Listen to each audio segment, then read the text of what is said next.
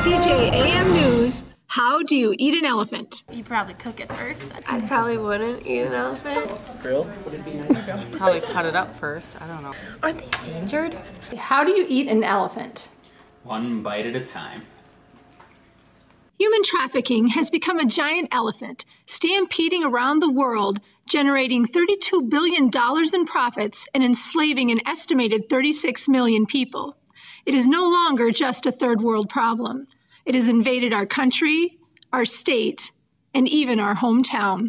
So coming through the western Wisconsin area, we have that corridor where these people are being brought through, right through our area, right under our noses. How do you battle a problem as huge as human trafficking?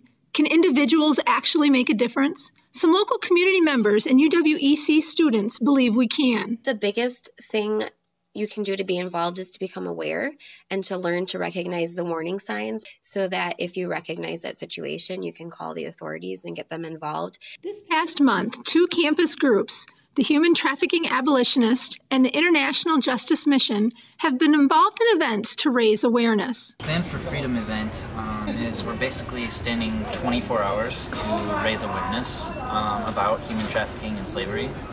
And that it does exist not only overseas, but also right here in Eau Claire. Group members handed out information on human trafficking and talked about lifestyle changes that can make a difference. Two of the big things is be aware of what you're purchasing and consuming. So fair trade is a pretty big thing as far as labor trafficking and forced labor.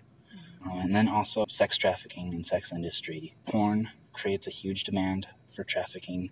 During Human Justice Week, the HTA group set up a table in Davies promoting and selling fair trade products.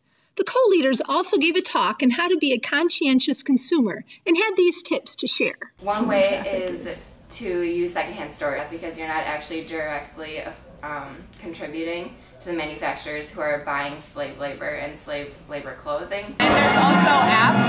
One of the really good ones is Free to Work, so free, the number 2 work. It just is a good place and it gives like different grades for different companies and that kind of. Students aren't the only ones speaking up.